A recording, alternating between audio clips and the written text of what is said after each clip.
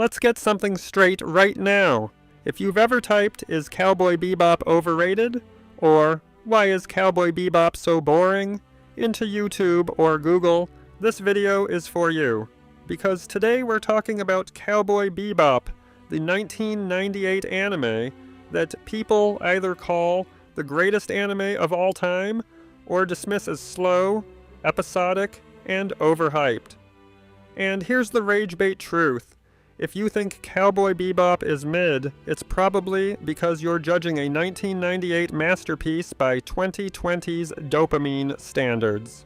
Bebop wasn't just good for its time, it was ahead of its time, and the fact that we're still debating it decades later proves the point.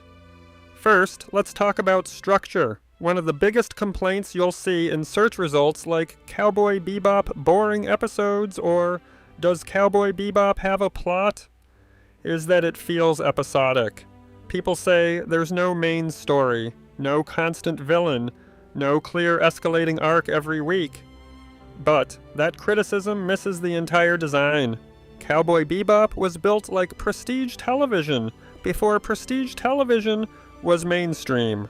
Long before streaming platforms normalized slow-burn character dramas, Bebop was blending episodic bounty hunts with subtle, overarching character tragedy. Spike Spiegel's past with the Syndicate, vicious. Julia. These threads aren't shoved in your face every episode because the show trusts you to sit with atmosphere. It doesn't scream plot progression. It lets it simmer. And in the late 90s, when many anime leaned heavily into formulaic arcs, that cinematic restraint was revolutionary. Now, let's talk about tone. In 1998, anime globally was still fighting stereotypes of being either hyper-violent action or exaggerated comedy. Cowboy Bebop said, "What if we make this feel like a jazz-infused space western noir with existential undertones?" That genre fusion was insane for its time. Sci-fi, western, noir, crime drama, philosophy, jazz, culture, all blended into one cohesive aesthetic. Today, genre mashups are everywhere. Back then, that was a gamble. Bebop didn't just mix genres for style points, it fused them into a mood. That mood is why people still Google, "Why is Cowboy Bebop so aesthetic?" It feels timeless because it wasn't chasing trends. It was building an identity. Here's where the rage bait kicks in. Some modern viewers say, "Nothing happens in Cowboy Bebop." That take alone tells me you're watching it wrong. Not every episode is about plot escalation. Some episodes are about loneliness. Some are about regret. Some are about capitalism in space. Some are about found family that barely functions. If you need every anime to move like a battle shonen with constant cliffhangers, Bebop will feel slow. But that's not a flaw. That's intentional pacing. Cowboy Bebop understood that atmosphere can be narrative, silence can be narrative, a cigarette drifting in zero gravity can say more than a 10-minute exposition dump. And let's address Spike Spiegel. When people search, "Is Spike Spiegel overrated?" what they're really asking is whether he deserves his reputation as one of anime's coolest protagonists. Here's the thing, Spike wasn't designed to be loud. He wasn't built for meme speeches or endless power scaling debates. He was written as a man stuck in the past, emotionally detached, drifting through life like he's already dead. In the late 90s, that kind of subdued anti-hero wasn't mainstream anime material. Today, brooding, morally gray, trauma-coded protagonists are everywhere.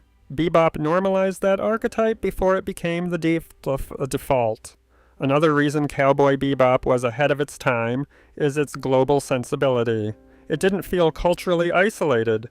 It drew heavily from American jazz, Hong Kong action cinema, spaghetti westerns, and noir films.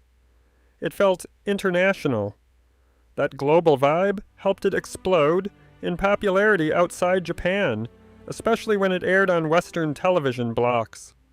Long before anime became a worldwide streaming powerhouse, Bebop proved anime could resonate globally without compromising artistic identity.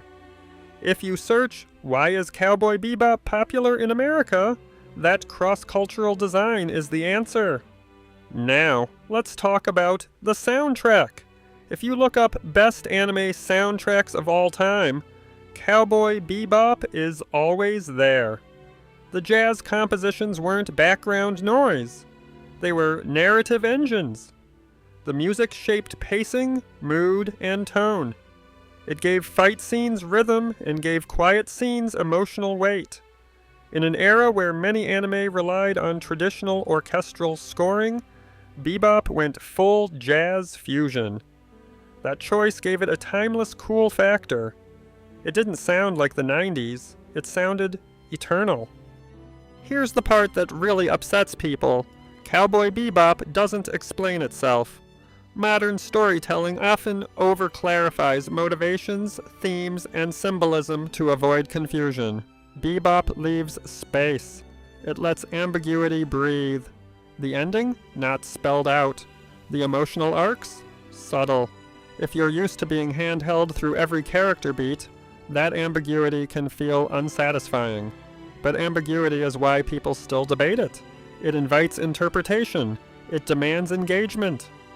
And yes, let's address the elephant in the room. The live-action adaptation backlash amplified nostalgia. When the live-action version dropped and failed to capture the original's nuance, interest in the 1998 anime spiked again. Search terms like Cowboy Bebop original versus live-action trended hard. And guess what happened? A new generation discovered the original and realized how layered it was. That rediscovery cycle proves something important. Truly ahead of its time, media survives reinterpretation attempts. It can't be easily replicated because its magic isn't surface level, it's tonal. Another reason some people think Cowboy Bebop is overrated is because they approach it expecting constant hype. But Bebop isn't about hype. It's about mood. It's about existential drift. It's about people who can't outrun their past. That thematic consistency is why it ages so well. It's not tied to a specific cultural moment. It's tied to universal feelings, regret, isolation, longing. Those themes don't expire. Let's get controversial.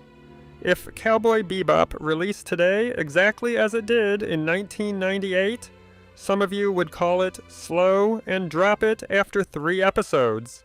That's not because it's bad. It's because modern content consumption has trained us for immediacy. Cliffhangers every episode, plot twists every week, viral moments engineered for clips. Bebop doesn't chase virality, it lingers, and lingering doesn't trend as easily. But longevity beats virality. That's why we're still talking about it. SEO fact. Search interest for Cowboy Bebop explained, Cowboy Bebop ending meaning, and why Cowboy Bebop is a masterpiece spikes every year. That doesn't happen for average anime. It happens for works that spark analysis. People don't write essays about mid-shows decades later. They move on. Bebop sticks because it offers layers. You can watch it at 16 and think it's cool space bounty hunters. You can watch it at 25 and feel the weight of missed chances. You can watch it at 35 and understand Spike's exhaustion on a different level. Here's the ultimate rage bait take. If you think Cowboy Bebop is just style over substance, you probably confuse subtlety with emptiness. The substance is there. It's just not loud. It's in Jet's quiet responsibility. It's in Faye's identity crisis. It's in Ed's chaotic innocence. It's in Spike's inability to move forward. These arcs don't explode. They ache. Cowboy Bebop was ahead of its time because it treated anime like cinema before that was common. It respected the audience's intelligence. It fused global influences into something cohesive. It embraced episodic storytelling without sacrificing thematic depth. It prioritized mood over momentum, and it understood that sometimes the most powerful ending is one that leaves you staring at the screen in silence. So, next time someone asks, is Cowboy Bebop worth watching in 2026? The answer isn't just yes, it's that you're watching a blueprint. A show that predicted prestige anime discourse, global crossover appeal, and character-driven storytelling long before it became standard.